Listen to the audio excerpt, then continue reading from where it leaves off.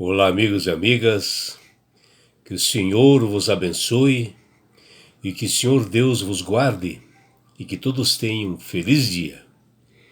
Vamos estudar a lição? E hoje, terça-feira, 4 de julho, a lição 2, ela tem como título O Grandioso Plano Divino Centrado em Cristo.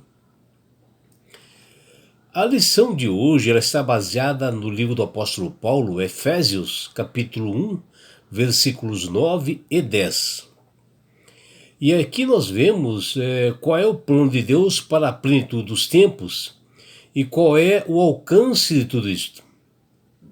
E o apóstolo Paulo, ele escreveu aos santos de Éfeso, na qual ele abordou a questão de terem sido pré-ordenados a receber o Evangelho da salvação.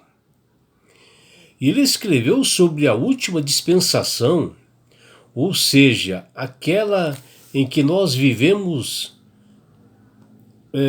Quando se fala aqui de dispensação, é um período de tempo em que o Senhor tem pelo menos um servo autorizado aqui na terra para proclamar o Evangelho no tempo do fim, onde o plano de Deus é unir todas as pessoas em Cristo, que está exaltado à direita do Pai. E Paulo profetizou o que aconteceria na dispensação da plenitude dos tempos, congregando em Cristo todas as coisas, e Deus revelará aos seus filhos, desde a criação do mundo, e conhecimentos que nunca, jamais viram, né? Que as pessoas começaram a entender realmente esse evangelho da salvação. E nós temos que louvar a Deus, né, hoje, porque em um determinado momento da nossa vida, o evangelho nos alcançou.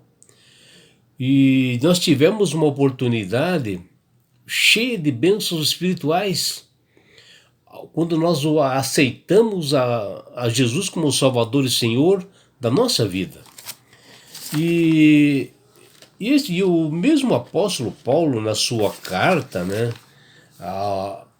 para as pessoas moradores de Éfeso, ele se utilizou de uma identificação e se utilizou assim de 3 rótulos para mostrar o plano de Deus. E o primeiro rótulo é o mistério de sua vontade, do querer de Deus. E o segundo rótulo, o seu propósito, né, o que ele quer para cada um das pessoas, do seu povo. E em terceiro, ele tem um rótulo de um plano para a plenitude dos tempos. E o plano do Criador sempre foi centralizar, unir todas as coisas em todos os lugares no seu Filho amado Jesus. E o termo que o apóstolo usou nesta carta para mencionar o plano divino é fora do comum, é inusitado, porque no grego, né, esse termo, né, ele é escrito como anakephalastiosostai, um nome complicado, né?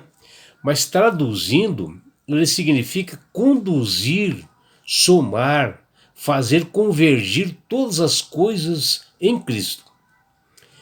E a história, né, da contabilidade, ela é tão antiga quanto a própria história da civilização.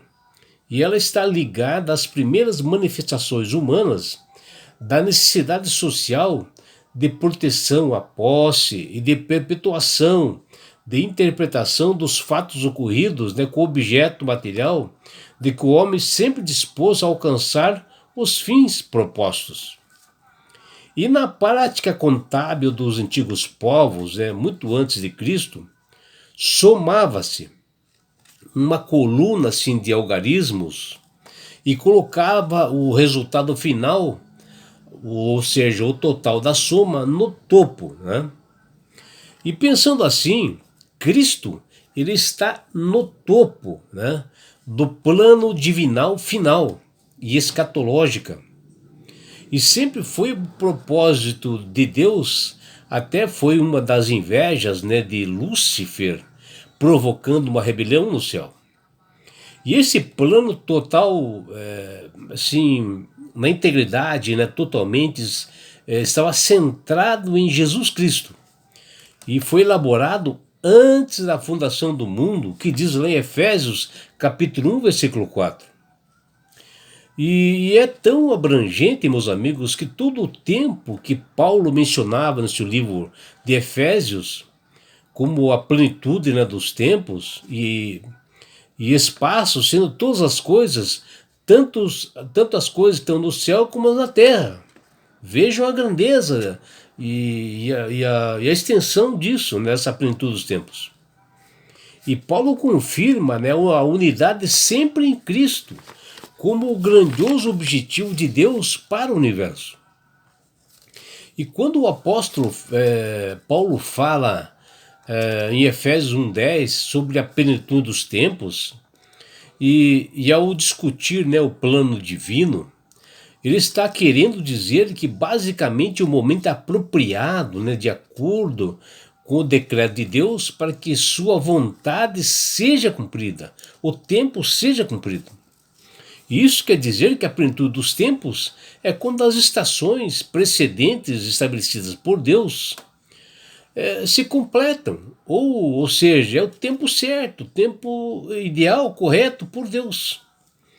E assim a plenitude dos tempos marca o cumprimento de um período. E assim Paulo compartilhou com os crentes de Éfeso, em sua carta, para que eles conhecessem a plenitude dos tempos, onde Deus iniciou seu plano de unificar todas as coisas, né, fundamentado na morte, na ressurreição, na ascensão e exaltação de Jesus, que fala lá em Efésios 1:15 e Efésios capítulo 2, versículo 10. E isto sejam para judeus ou gentios, desvendando assim o plano divino, mostrando os poderes do maligno, que Deus é soberano, está acima de tudo isto. Seu plano está assim em um determinado progresso, né? Está em andamento, né? E que o governo de rebeldia e de discórdia do inimigo se findava a partir dessas determinações, que está lá em Efésios 3:10. E quando nós vemos em Apocalipse 12:12, que o diabo desceu até vocês cheio de fúria, sabendo que pouco tempo lhe resta, e o inimigo sabe que será exterminado, terá um fim, assim se espalha a doutrina, né, da mentira, do engano, no fim dos tempos. E a carta do apóstolo Paulo aos Efésios, na sua última metade, começa com um chamado assim, muito importante para todas as pessoas de Éfeso, que fala lá em capítulo 4, versículos 1 e 16, e também para nós nos mantermos, né, a unidade, em união entre as famílias daqueles que acreditam em Jesus, como alerta para o cristão para um comportamento que não atrapalha a unidade em Cristo.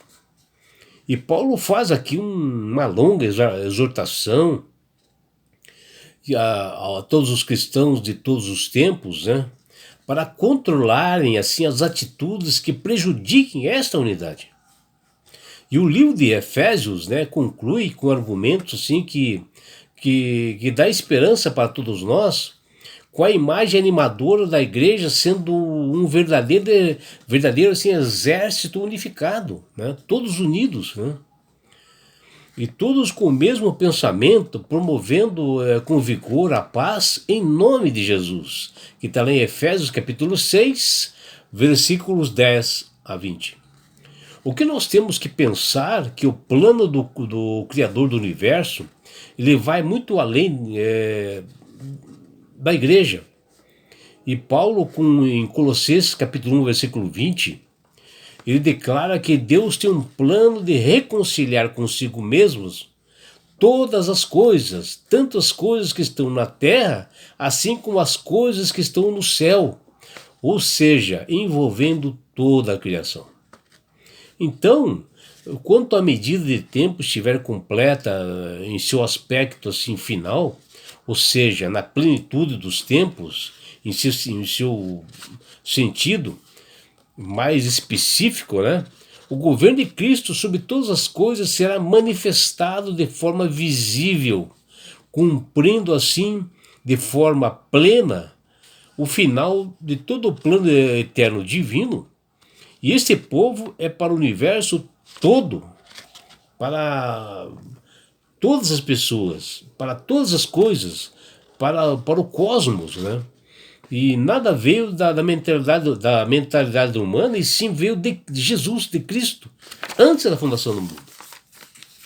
E é por isso, meu amigo, minha amiga, que Deus tem falado com todas as pessoas para aceitarem a Jesus como Salvador e Senhor. Porque quando você aceita Jesus como Salvador verdadeiramente, né, de um coração assim transformado, e se batiza e se entrega, você passa a ser uma pessoa sábia, uma pessoa que tem entendimento, que sabe manusear bem as Sagradas Escrituras, porque o Espírito de Deus, o Espírito Santo, começa a trabalhar na sua mente, por você dar essa entrega ao Senhor. E você passa realmente a ser uma pessoa que sabe manusear melhor a Bíblia, né, ter o entendimento, e começa a entender esse grandioso plano divino que é totalmente centrado em Cristo, né?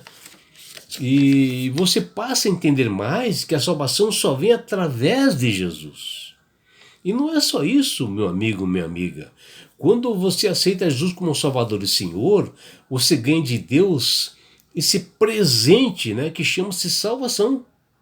E com isto, Jesus vai levar-te para as mansões celestiais, um lugar onde não há mais morte, mais dor, mais aflições, mais preocupações, mais conflitos.